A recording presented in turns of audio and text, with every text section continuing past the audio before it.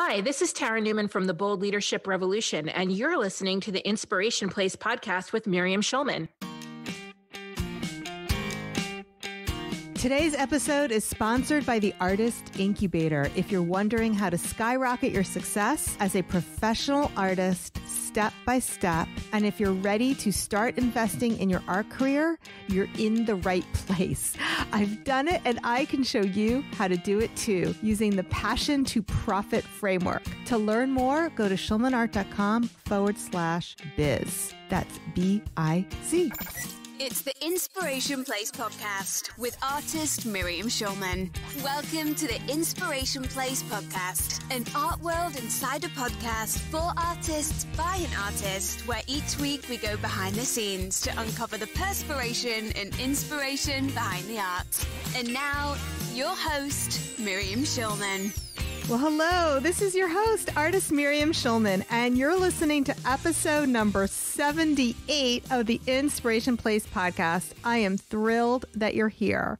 Today, we're talking all about busting that starving artist mindset and being more open to abundance. So in this episode, you'll discover how to be open to receiving more in your business and your life.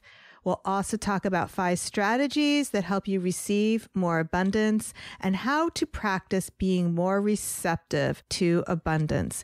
But before we get there, I wanted to make sure you knew about today's freebie. Since today's guest uses a lot of journaling exercises with her clients, I've created a art journal tutorial using the Wheel of Life framework. It's actually one of the bonus lessons I've included inside the Inspired Insiders Club, but you can watch it today absolutely free. You can find today's freebie by visiting schulmanart.com/wheel, or you can just find the link in today's show notes, schulmanart.com/78. All right, now to the show. With over 20 years experience and a master's degree in organizational psychology, today's guest is a results-driven coach who uses the skills learned in her corporate career to support executives and entrepreneurs looking to transform themselves on both a personal and professional level. Please welcome to the Inspiration Place, Tara Newman. Hey, Tara, welcome to the show. Hey, Miriam. I'm super excited to be here. Tara is one of my real life friends, as well as someone I truly admire in the online space. And the reason I invited you, Tara, is because in the artist communities, like the starving artist mindset mentality is rampant. And you have some really beautiful ways to being more open to receiving. So I know this is something, we all need to always be opening ourselves to more abundance. So this is something that I know I need to work on, and my audience does as well. It's interesting because I was raised in the art business. You were? And my grandfather, he had a starving artist mentality. And so I'm actually the byproduct of multiple generations of that belief system. And he was an author and an illustrator and a cartoonist. He was an inker in the 1950s for Marvel Comics. Oh, wow. And he was like one of the originators of some of those characters that we love the most. And then my father owned a bronze casting foundry and was in the art gallery business my entire life growing up. I had no idea. That's fantastic. Thanks for sharing that. If you're in Washington, D.C. and you see the 3 servicemen, the Vietnam Memorial, my dad was commissioned to bronze that. He worked with the artist to create that sculpture. That's fantastic. Now, did you pursue any art at all, or did you want to go a different path? What's your story with that? So in my house, if you couldn't draw, you weren't an artist. Okay. You weren't creative at all. But I like to write, and I find myself really creative, and I find that my business is a huge creative outlet for me. Me too. I mean, just everything about it, even just creating these podcasts, I have a lot of fun, and I find myself using like those creative juices in every aspect of thinking about my business and my life. Yeah. I spent a long time in learning and development. So creating a lot of content, educational content for leaders to develop. That's fantastic. Now, I love that you have a degree in organizational psychology because that's my favorite section of the bookstore. is like the positive psychology / business psychology. It's so funny because I was just reading an article that it's like one of the lesser known psychologies. And there's this whole movement around really bringing organizational psychology to the forefront. It wasn't very popular when I was going through school either in the late 90s, but I originally I was going for clinical psychology. I went to SUNY Stony Brook, which is a huge research university, and I was in their honors program. And getting into a PhD program in clinical psychology is really hard. At the time, they only took a few students each year, and you had to be really competitive. And so I was in the honors college. I did my own research. I worked for crisis hotlines. Like I was all in on this. And then when I was accepted to our grad school program, I took stock and I was like, you know what? All these psychologists that I talked to are miserable. It was like at the height of the insurance company battles and stuff like that. So I was like, I'm going to pause that. And I wound up just combining my love of business and psychology and went for industrial organizational psychology instead. One of my best friends from college actually has a PhD in, I think, in organizational psychology, but she didn't do it in the States. She did it in France. I totally butchered the name of that institution, so I'm not even going to try. We're the sellouts. That's how everybody sees us in psychology. We're the sellouts because we go and make more money coming out of grad school. Oh, yeah. Well, but you're the ones who write all the cool books and do all the cool things as far as, because otherwise you don't get to know the good work. Yeah. The clinical stuff, it impacts people for sure. But I love what you're doing. So let's talk about today's topic. Let's define what receiving is, what we mean by being open to receiving. Being open to receiving at its most basic level, it's about being open-minded or open-bodied, right? To receive input, information from others. But most specifically, where I see it coming up and really tripping people up in business is being open to receiving money. Yes. Open to receive even results or testimonials from clients, open to receiving praise. Yeah. And how that comes and really impacts your business. And this is something that I struggled with greatly in the beginning. My husband also struggled with it too. He owns his own business. And I was going through this issue with receiving money and really expanding my capacity to even receive praise or positive feedback or any of those things because I had been so notoriously hard on myself my whole life. And he was really struggling with this as well. And I tackled it from a perspective of energy and mindset and belief systems. And he went through sales training and they went through it in a very practical sense where they were told to sit in front of each other and just give and receive compliments. Oh, interesting. As a way of opening to receiving. So it became a really interesting dialogue in my house for almost the entire year, probably of 2016. We continue to work on it. It trips all people up, but I see it the most tripping up women as well. I see it in the creative fields. A lot of the clients I work with, they have a lot of trouble asking money for their art. And I see that as a receiving problem. Do you agree? Oh, yeah. So it was really interesting to watch some of the patterns in my own family where my grandfather would do really well. He would be working for Marvel and he'd have a cartoon that he had a popular cartoon in one of the New York papers. It was Don Quixote and it was in syndication. But as soon as he started to make too much money, it became like, oh, I'm a sellout. I'm not doing my art. I'm doing it for the man or like whatever his belief systems were. And they'd be eating really well and they were able to pay their bills and they'd be able to pay their mortgage. And then he'd have this mindset meltdown and they'd be kind of back on this roller coaster ride of financial helter-skelter, so to speak. Yeah, because I'm not a real artist. If I'm doing well artist, I have to be a starving artist. And my stepmother's an artist as well. My dad has a different approach to it because my dad was never an artist. He was the son of a starving artist. So he helps his clients really price their work for what it's worth and the value that it adds. And him and my stepmother always have these super interesting conversations about how she prices her pottery and stuff like that. And so they go to shows and she puts all her stuff out and then he retags everything. Oh, good. Yeah. You need somebody to do that for you. I mean, that's half what I do with my clients is I have to convince them to raise their prices. And sometimes it's a big deal even to raise it $10. They're like, oh, I asked $170. It's like, what about $190? You sure? That's so much. I was like, it's only $20 more. And then I need to get them to those baby steps. So then really they should be asking 200, 300, even 400 for something like that. Yeah. So why do you think that women have such a hard time? I have my own ideas, but I want to hear your perspective first. So I say there's two kinds of science. I say there's book science, right? Like this, somebody's written a research paper and we have the data from that, evidence-based, right? But then we also have another kind of evidence, and that's street science. And that's like the anecdotal stuff. We see it every day. We know it to be true. So I always like to say, I'm not quoting any kind of paper right now. I am just going based on street science.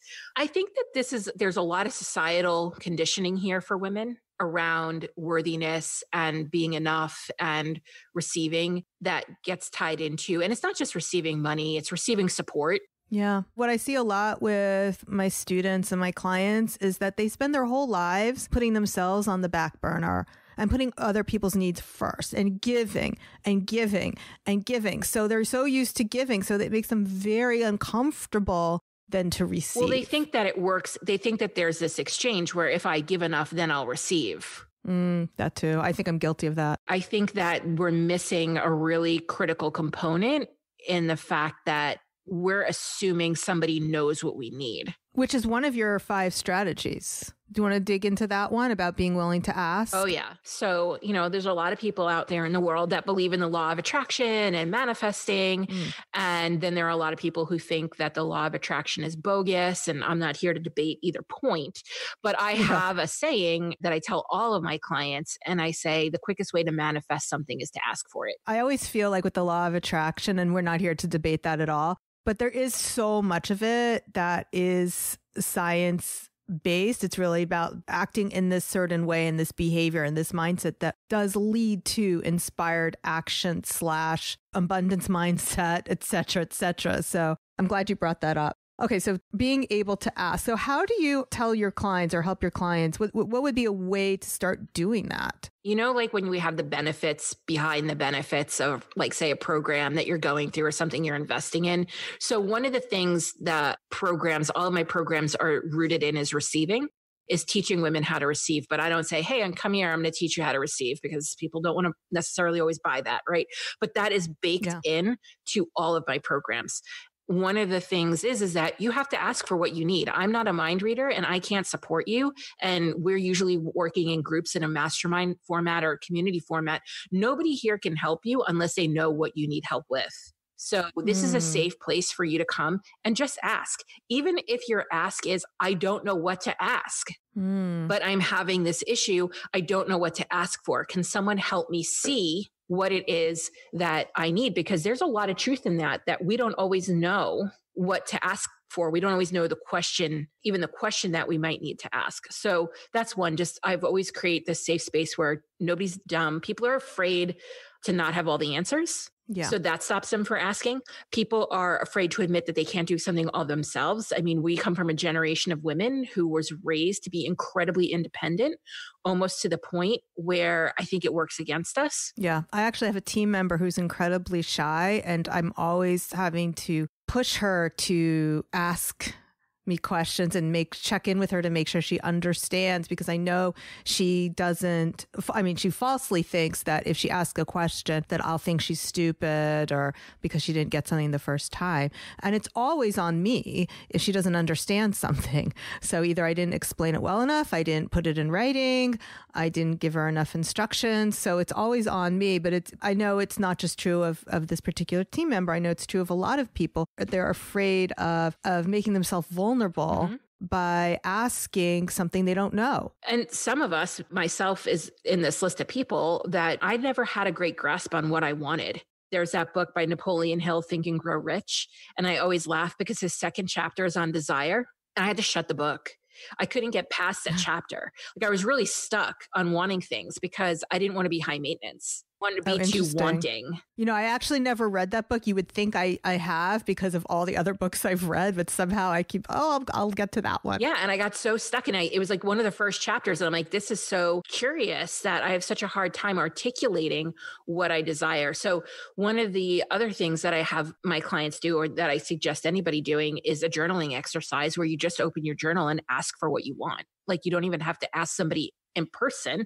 You can ask the universe, you can ask a higher power, you can ask God, whatever, just in your journal and just write it out in your journal and practice asking. That's something actually I do in one of my courses that I offer once a year, Painting with Words. We do like a be, do, have exercise, really just everything you want. It's very similar because all the exercises I use inside that journaling class come from these exercises. It's not like I made them up necessarily. I just made a way for people to represent it visually. By the way, I wanted to let you know that I do have room inside my Artist Incubator program. If you want to turn your passion for art into profits, but you're lacking a solid strategy or a winning mindset, I can help you. If you've been listening to this podcast and you found my tips helpful, then maybe it's time to take the next logical step and work with me on a deeper level. The Artist Incubator program is for artists who are serious about earning a living from their art. I'll consider applications from those who are just starting out, but you have to be ready to be fully committed in order to grow your art business.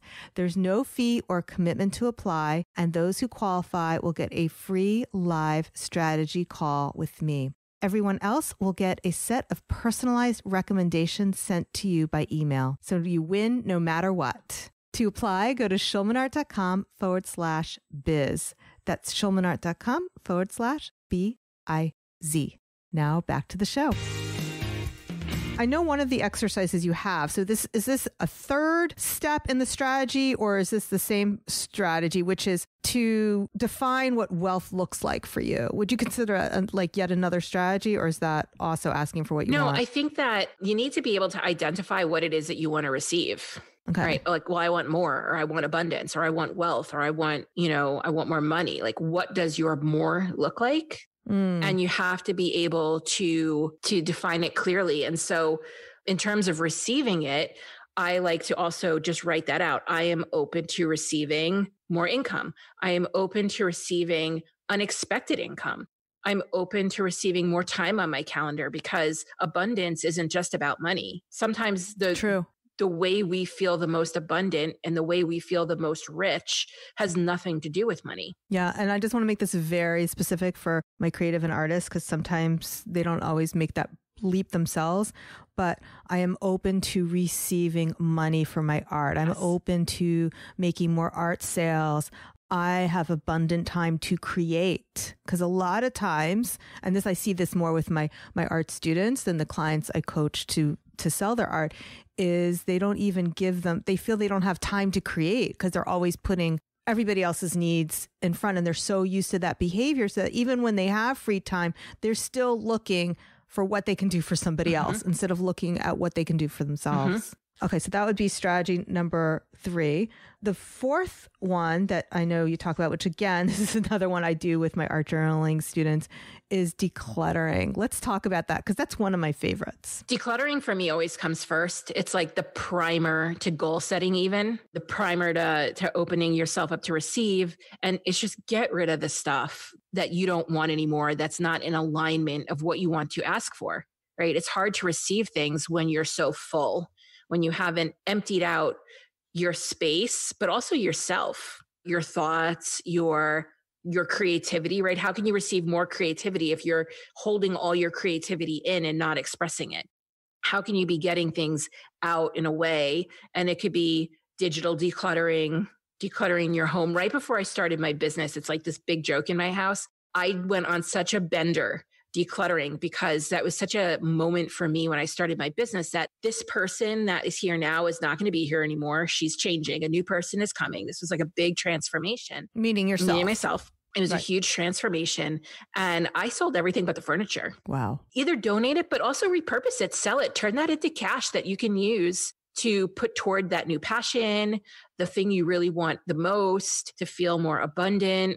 Whatever it is that you want to do, today there's like any number of sites, consignment websites that you can go to even to help you do that. I used to hold garage sales all the time. But yeah, declutter, get rid of the things that are holding those old energies or things that are standing in the way. My underwear drawer usually goes first. Really, I have maternity pantyhose in there from, I'm like in menopause already. Like teenagers. No, I don't have that now, but it wasn't like it was so long ago that I got rid of those maternity pantyhose. Like maybe it was, and we don't even wear pantyhose anymore. You know, women don't even wear hose anymore, right? And then it's also, I like decluttering it because the replacement isn't that expensive. You know, you go to whatever, Victoria's Secrets or whatever your favorite underwear place is. It's usually like $6 for a new pair of underwear. Considering it's not you a keep big them deal. for like 10 years too. I mean, think about that. Exactly, right. Although we shouldn't. You know, isn't that what our grandmothers try to teach us? Always have clean underwear. Yeah. I always find that like an easy, satisfying thing to do because it's one drawer. It's not like that closet that you always promise you're going to clean that you don't clean. Or maybe it's just me. Are you a neatnik? No, I'm organized. So I'm organized. I wouldn't necessarily consider myself neat. My husband is washed like the counters and like. So you're organized, but not a cleaning freak. So like I know where my things are. They have a place. I like to organize. I like things to be streamlined and like be minimal. I'm a minimalist. So there's not much to clean. But, you know, I made decluttering when I realized how connected it was to receiving and to just always kind of emptying out and making this space for the new. Every Monday morning for 15 minutes, I just declutter something in my house. Oh, that's great. Can you give us ideas of what that would be? By the way, I am not a very organized or neat person. I am clean, but I'm not very organized. My digital life is organized, but my physical space is not. Yeah. So give us some ideas since I have none. So for me too, I'm very sensitive to energy. I don't know if you have any listeners. I'm sure you have some listeners who are sensitive to energy as well. Oh, absolutely. Yeah. So one of the reasons why I do it on Monday morning is because it's like my way of cleansing the house because the family has left and gone back to school and I work from home. So I need to do like a clearing of the energy. And I say I take 15 minutes, but I usually take like a half hour just because I enjoy it. I say 15 minutes if you're really resistant to it. Just set a timer. It's amazing what you can get done in 15 minutes. Usually the biggest culprit is like the junk drawer in the kitchen. That's just every time you go into it and like you're jamming the drawer back in, or your underwear drawer, or your clothes that are hanging in your closet, or your desk where you're working. Just pick one spot, or like a bookshelf, right? Don't go crazy town. You're doing it once a week, every week. So you're just going to cycle through and you're not going to get it wrong. That's the other thing. I don't want to do it wrong. I need to get it right. Like it needs to be perfect, right? No, it doesn't. Clear the energy of one area. And it doesn't matter if that area is in your art studio or your office, right? It's just the physical act of doing some decluttering that sets you up mentally. Yeah. For me, absolutely. Okay. Lighting a candle that you might like, or lighting incense to kind of cleanse the area and just declutter and shift the energy of the space. A lot of artists like to burn sage. Yeah, sage. That's great. Okay, so let's run down, and then we'll dive maybe into another one. Let's run down the 5 different strategies, even if we have to repeat one of the ones we've already talked about. Decluttering, we just talked about it. We talked about defining it. Yes. Define it. Always define it, right? So define what abundance looks like for you. We really struggle to make things tangible and real because we don't take the time to define something. In organizational psychology, we talk about, or in psychology and research, we talk about it operationalizing it. To me, that means make it tangible, give it your own definition. Just because a word might mean something in the dictionary doesn't mean you can't give it your own definition or energy to it. So whether it's abundance or more or wealth or rich, what does that mean to you is what define it means. A lot of times we hear, for example, you can have it all, and that gets really triggering for women. And I say, you can absolutely have it all when you define what your all is, right? Define it. We talked about practice asking. The quickest way to manifest something is to simply ask for it. Find proof. That one we didn't cover. Find proof. No, let's talk about that and what that means. So I do an exercise. It's a couple of days in a row in my journal when I really want to kind of look at my receiving. And so the first thing I do is maybe on a Sunday or a Monday, whenever your week starts. I know sometimes that everybody's week starts at a different time, but at that start of the week, write a letter to whoever you believe in, the universe, a higher power, God, Allah, whoever. Write a letter to just this higher being and ask for what you want. Ask for all the things that you want to see for yourself that week. It can be tangible. It can be intangible. We talked about some of them because you were saying more money from my art, or a lot of times I'll ask for engagement on my social media or engagement on my podcast or a podcast review. So just ask for what you want. Be really specific. So then the next day I take that list and I look at it, and then I write that I am open to receiving statements. For me, writing things repetitively really helps like work it through my body and embody it. So I am open to receiving. I am open to receiving. I am open to receiving. For every ask you make, write that you are open to receiving. And then you need to follow it up with looking for proof. So for the next few days that come after that, look for the evidence that this is showing up for you. Find it, because so often we push away what we actually are receiving. We don't acknowledge it. We don't take it in. So look for that evidence and write it down so you can remember, because at the end of the week, when you go and you review, do your review for the week, you don't go, well, I didn't get any of this. Right. Right. Or maybe something didn't show up on that day. So you're like, your brain is in recency mode. And on the Friday that you go to review your week, you didn't receive anything, but on the days before that, you really did. So you think it's important for people to write their wins down as they come along, or these proofs as they come, because you'll forget. You'll forget them. Okay. You won't want to see them. What do you mean you won't want to see them? People resist the things they're receiving because they don't come through exactly how they expect it to come in, or it's not tangibly measurable. Is it also because we have a negativity bias too? Like we're looking for the negative rather than the positive? Oh, yeah.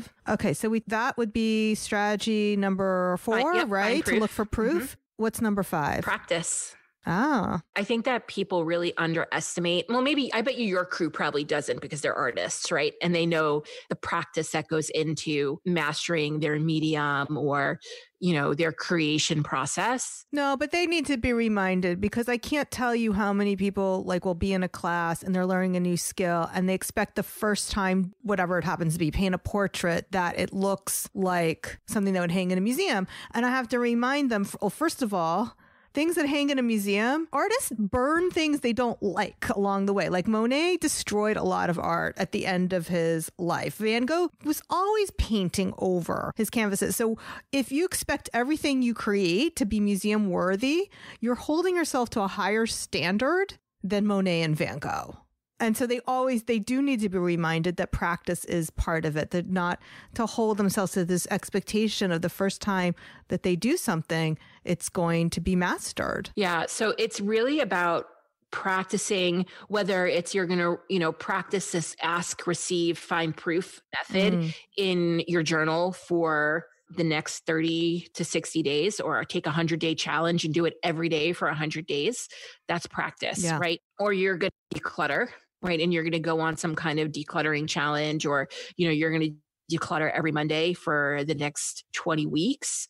One of the things that my husband had to practice in sales training was receiving compliments. And that is something that is really hard, but fun to do. So if you grab a friend or you grab your partner or anything and you sit down, you grab one of your kids, and you sit down and you give them 10 compliments, and they're not supposed to say anything but thank you. Oh, I love that. And then it's your turn to receive those compliments and to say thank you, and to feel how uncomfortable you are receiving those compliments and those praise and that acknowledgement. Because listen, if you're an artist and you're like, nobody's acknowledging my work, but you can't receive acknowledgement because you're uncomfortable, I bet you're receiving acknowledgement that you're rejecting. Right. That you're not letting yourself hear, or you hear it and you dismiss it for whatever reason.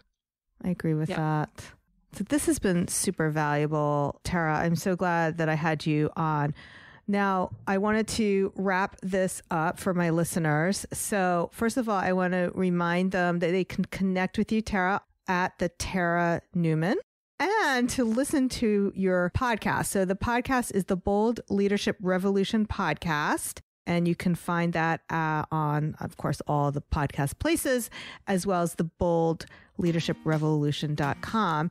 I'm going to definitely link to a few specific episodes about what we've talked about today, but also some of those journaling exercises that I know you do with your clients at the beginning of the year, like the Wheel of Life, because I know they're going to love it. By the way, we're going to also put all these links in the show notes, schulmanart.com/78.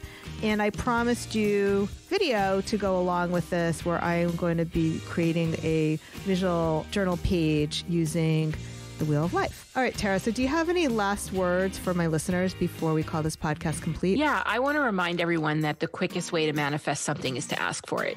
I love that. All right, Tara. So thanks again for being with me here today. And for everyone else, I will see you here same time, same place next week. Make it a great one. Bye for now. Thank you for listening to the Inspiration Place podcast. Connect with us on Facebook at facebook.com/SchulmanArt, on Instagram @SchulmanArt, and of course on schulmanart.com.